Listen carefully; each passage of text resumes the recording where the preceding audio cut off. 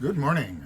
It's August 15th, Sunday, the Ides of August. I don't know if anything famous happened on the Ides of August. It does bring up that August is one of the most unending months of the year. But we'll save that for a different video. So just now, I had to go run a couple errands in town, and at one point I was in the parking lot of a fairly new gas station convenience store, and it occurred to me to try to remember what used to be there, because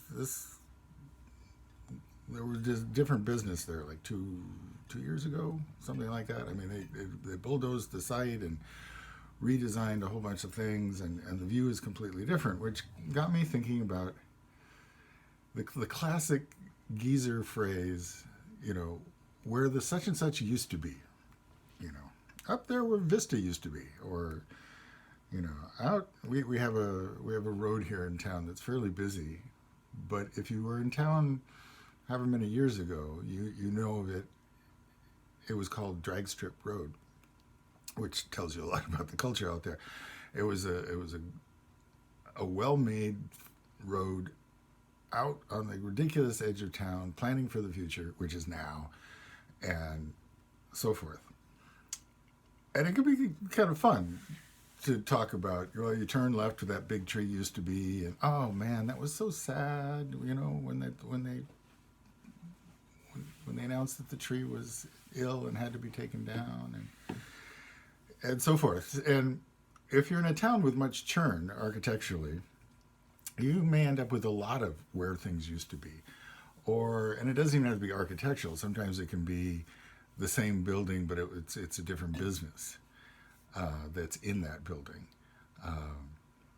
We, for instance, have a gym that used to be a Hastings bookstore, music store, and before that used to be a grocery store, and before that, that sort of game.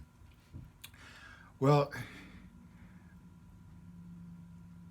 I want to speak sort of in favor of that game, because it is kind of a way to prod memory about how things used to be and how the town is growing, and in some cases how the town is improving.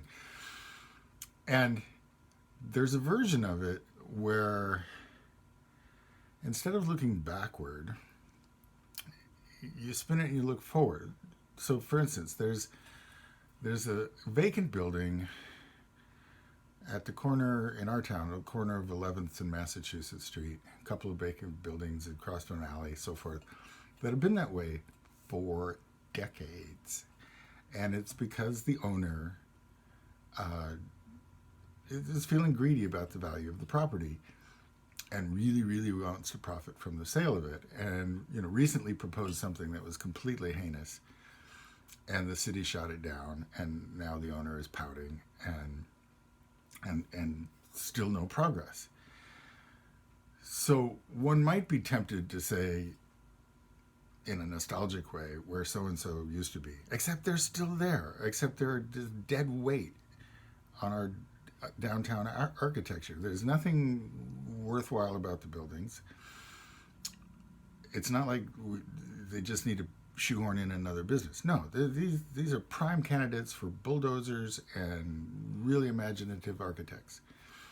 And I want to speak in favor, at least in this case, and there's a couple of sites like that in our town, where I'm sort of desperately curious as to what goes in there. I mean, we just had a strip mall bulldozed that used to house an adequate Italian restaurant.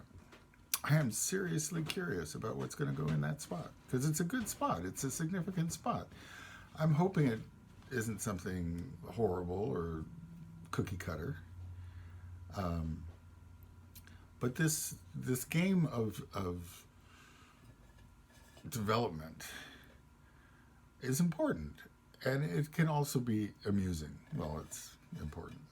Amusing for the things that, from the past that we've lost, maybe for the better, and amusing too for the potential for the future. What might go on in there? I wonder. it's a way of being involved in your culture and to express interest. I think a lot of artists, rightly or wrongly, get accused of being so self-absorbed that they don't notice what's going on around them.